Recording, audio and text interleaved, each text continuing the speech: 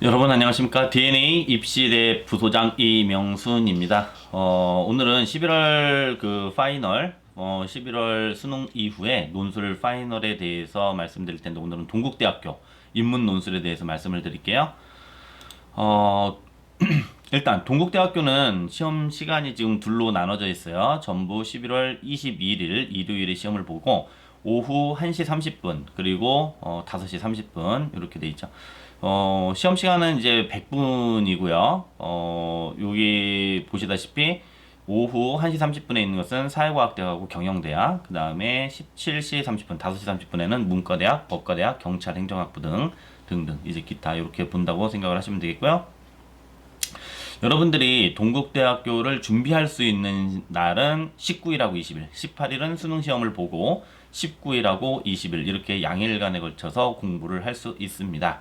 그런데 여러분 아시다시피 11월 20일 그리고 21일, 20일 토요일하고 21일 일요일에 엄청나게 많은 학교들이 시험을 봐요. 논술고사를 보는 학교들이.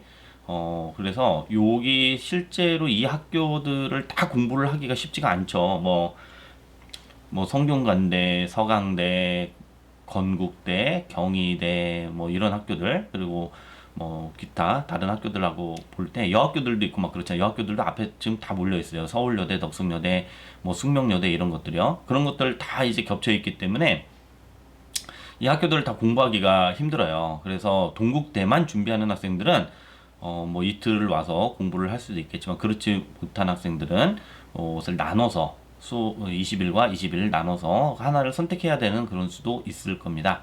자신의 공부 일정에 맞춰서 준비를 하시면 될 것 같고요. 자, 동국대 문제 한번 보여드릴게요. 동국제는 지금 문제가 세 개의 문제로 보통 되어 있어요. 이렇게 이제 제시문이 가나 다라 하고 문제가 이렇게 주어지고 그리고 이제 두 번째 문제 이 동국대 이렇게 이제 그림 자료를 활용하는 경우가 그렇게 많지가 않은데 이게 지금 이 문제에서는 그 그림 자료가 지금 하나 이렇게 나왔습니다. 자, 그리고 2번 문제인데요. 2번 문항은 요게 문제가 주어졌죠. 그리고 여기에서 보시다시피 이렇게 제시문이 아주 짤막한 제시문이 5개가 주어졌어요. 5개가. 자, 그리고 이제 3번 문제인데요. 3번 문제도 제시문이 하나, 둘, 셋, 넷, 다섯, 6개 이렇게 이제 제시문이 주어졌고 이걸 볼 때 여러분들 동국대 문제의 특징 좀 파악할 수 있을까요? 일단 제시문이 많다라는 거 좀 알 수 있겠죠. 제시문이 많이 있습니다. 자, 이걸 가지고 일단 선생님이 그 이야기를 잠깐 해볼게요. 문제 아까 안 보였잖아요. 그래서 문제를 한번 확대시켜서 한번 볼게요. 가에 제시된 한글 맞춤법 제1장 제1항에서 한글 맞춤법의 대상을 밝히고 나서 서로 상충되는 두 가지 원리를 설명하고 제2항의 아래에 제시된 예시를 참조하여 제1항과 제2항을 규정한 궁극적인 목적이 무엇인지 밝히시오. 하라고 하는 게 되게 많아요. 그죠? 맞춤법의 대상을 밝히고 나서 서로 상충된 두 가지 원리를 설명하고 예시를 참조해서 궁극 목적이 무엇인지 밝히고 그리고 가가 추구하는 목적을 참조하여 나와 다에 있는 문제점을 파악하여 제시하고 그런데도 불구하고 라와 같은 문학 작품이 쓰인 이유를 밝히시오. 도대체 몇 개를 하라고 하는 건지를 모르겠어요. 그죠? 맞춤법의 대상을 밝히고 상충되는 두 가지 원리를 설명하고 와 힘들어 죽겠어요. 근데 글자 수는 몇 자입니까? 310에서 350자. 여기서 하라고 하는 게 그래 이게 딱 보면은 한 3개, 4개 막 이렇게 4개에서 5개까지도 되는 것 같은데 여기서 하라고 하는 것만 한 문장씩만 써도 이 문제 그냥 다 풀 것 같아요. 그렇죠? 답안의 분량이 대단히 짧고 문제의 분량이 대단히 많다. 문제의 분량이 많다라는 것은 사실은 이건 시키는 게 많다라는 얘기예요. 자, 다음 거 한번 볼게요. 문제 2번. 가에서 제시된 사회 문제를 나와 나의 입장을 통합하여 설명하고 그 설명의 문제점을 나와만 입장에서 비판하시오. 이것은 이제 다른 학교 대학들하고 문제 유형이 비슷하기는 한데 여기에서 설명하고 그리고 비판하시오라고 했어요. 여기서도 하라고 하는 것은 2개예요, 2개. 그런데 이것도 많아요. 가에서 제시한 사회 문제를 나와 나의 입장을 통합해서 설명하래요. 그러니까 제시문이 많았잖아요. 그죠? 이게 동국대 특징이 이거예요. 제시문이 엄청나게 많고, 아니 뭐 엄청나게 많은 건 아닌데, 그렇죠. 엄청나게 많죠. 문제 3개 푸는데 제시문이 15개쯤 되는 거니까. 상당히 많은 편이에요. 예, 많은 편이고 분량은 410에서 450자밖에 안 된다라고 하는 거죠. 이게 분량이 상당히 지금 적은 분량이죠. 예, 많은 분량이 아니에요. 요 제시문들 5개를 다루면서 쓰게 되면은 제시문을 한 번씩은 언급을 해줘야 되는데 410에서 450자 한 번씩 언급해갖고 쓰게 되면 문장 2문장씩 쓰기도 어려울 것 같아요. 자, 문제 3. 제시문 가나다에 나타난 4차 산업혁명의 장점과 단점을 요약하고 그리고 바이기업과 정부의 역할에 대한 내용을 적용하여 라이 로보세와 마의 기본소득 제도와 같은 조세와 보조금을 통한 정부의 개입 정책에 대해 찬성 또는 반대 의견을 하겠죠. 여기서는 문제가 되게 길긴 한데 단점 요약하고 의견을 제시하죠. 이렇게 돼 있어요. 여기서 보시다시피 여기서도 하라고 하는 게 좀 많아요. 제시문이 많다 보니까 이런 일이 벌어지는 것인데요. 자, 이런 것들 이게 바로 동국대 논술의 특징입니다. 첫째, 뭐냐면은 문제에서 요구하는 게 많습니다. 문제에서 요구하는 게 많아요. 그래서 이런 경우에는 정확한 논제 분석으로 개요를 작성하는 게 대단히 중요해요. 아까 앞에서 문제를 봤지만 어떻게 되어 있었습니까? 그 문제가 하나씩 하나씩 그냥 풀면은 하라고 하는 거 하나씩 하나씩 하면은 답안 분량은 다 채워지게 돼 있어요. 그죠? 그러니까 논제 분석을 통해서 그 논제 분석에 논제에 맞는 답 어떤 문장들을 하나씩 하나씩 구성해내면 끝나요. 동국대 문제가 어려운 것 같지만 대단히 쉽습니다. 자, 그 다음에 답안의 분량이 이게 대단히 적어요. 310에서 350자, 410에서 450자, 650에서 700자. 이게 다른 학교들 조금 많다 싶으면 한 800자까지도 가는데 그리고 더 많은 학교는 뭐 1000자 넘어가고 그러지만 동국대는 310에서 300자 정도 그리고 400자 정도 그리고 650자 정도예요. 그러니까 총 글자 수를 최대치로 해봐도 1500자밖에 안 되죠. 분량이 대단히 적어요. 근데 시험 시간도 짧아요. 100분이라. 뭐 그렇게 긴 건 아니라서 이렇게 짧게 문제를 냈고 대신에 여기는 이 제시문의 부담이 좀 있다라고 하는 거예요. 제시문이 많아서 그래요. 제시문을 활용하는 방법이 이제 중요해지겠죠. 어떤 방식으로 활용하느냐. 그래서 이런 경우에는 이제 키워드로 핵심 문장들을 구성해내는 훈련을 해야 돼요. 키워드로 핵심 문장들을 구성해서 논제 분석을 하면서 요게 동시에 진행해. 논제 분석을 해놓고 제시문 분석하면서 요 핵심 키워드들로 문장을 구성한 다음에 답안을 작성하면 됩니다.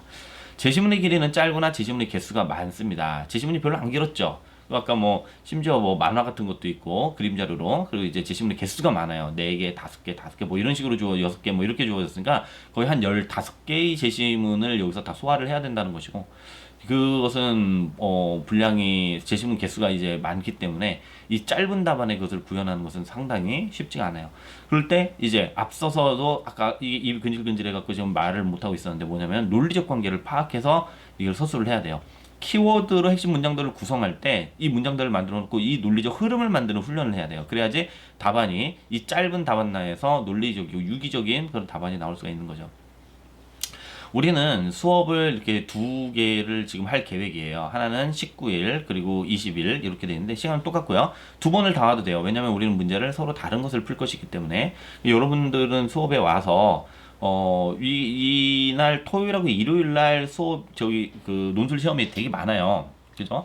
그러니까 여러분들은 시험에 따른 수강 계획을 좀 세울 필요가 있고 그 수강 계획에 따라서 이걸 한 번만 듣든지 2번만 듣든지 2번을 다 들을 수 있으면 좋겠지만 그런 학생들은 동국대에 이제 올인하는 학생들일 것이고 다른 학교들 앞에 있는 학교들 이 수능 직후에 있는 토요일 일요일에 있는 대학들 쓰는 친구들은 이제 시간표 안배를 좀 잘 해야지 이걸 해결할 수 있어요. 그리고 더군다나 토요일 같은 경우는 사실 요날은 학생들이 이제 시험 보러 많이 가잖아요. 그죠? 갔다가 오고서 이 수업을 들을 수 있을지는 조금 의문이기는 한데 한번 여러분들이 요 시간표는 한번 배열을 한번 해보도록 하세요. 자, 여기서는 동국대 문제의 유형에 적응하는 연습. 그러니까 뭐 대단한 걸 배운다라고 생각한다기보다도 우리가 동국대 문제는 이런 것이다라고 하는 감을 잡고 가는 것이죠. 다른 학교들보다 이제 동국대 같은 경우에 이게 되게 중요한 이유는 뭐냐면 동국대는 문제 유형이 딴 데하고 다르게 아주 독특해요. 아까 앞에서 봤지만은 문제의 개수는 적고 제시문은 많고 답안은 짧다라고 하는 거죠. 네, 이런 문제는 그렇게 많이 나오는 문제 유형이 아니기 때문에 적응 필요합니다. 자, 수업은 4시에서 7시에서 진행되는 동안에 4시에서 7시까지 요 4시에서 5시 40분까지는 100분간 기출논제 한 세트를 이제 답안 작성하는 실전처럼 여러분들이 100분간 논술 문제를 풀고 그리고 5시 40분부터 7시까지는 선생님 해제 강의가 이루어질 것인데 답안 어떻게 이제 작성하는지 이제 그런 것들을 이제 보여주도록 할 것이고요. 그리고 이제 논술에서 가장 중요한 첨삭. 첨삭은 이렇게 어떻게 진행할 거냐면은 1회차에 온 학생들은 2회차 때 대면 첨삭을 할 거예요. 그런데 1회차 수강생이 2회차에 안 오고 1회차만 들을 수도 있잖아요. 그 다음날 시험 보러 가야 되니까 그런 친구들은 서면 첨삭으로 대신해 갖고 이제 주도록 할 것이고요. 2회차만 오는 학생들도 있을 수 있어요. 1회차 말고 2회차만 오는 학생들. 근데 2회차만 오면은 그것도 마찬가지로 이제 서면 첨삭으로 진행이 됩니다. 그럼 두 번 다 올 경우에는 1회차 수강생은 그 다음날 대면 첨삭을 하고 그리고 2회차에 오게 되면은 2회차 때 것은 서면 첨삭으로 이제 진행이 될 것이고요. 이런 방식으로 수업이 진행이 될 거고 이게 파이널 때 다 대면 첨삭을 하면 좋은데 시간이 부족해서 그건 할 수가 없는 상황이라 서면 첨삭으로 대체를 합니다.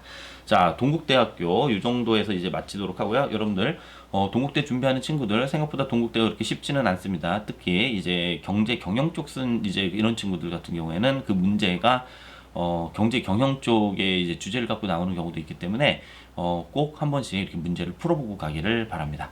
네, 여기서 마치도록 하겠습니다. 감사합니다.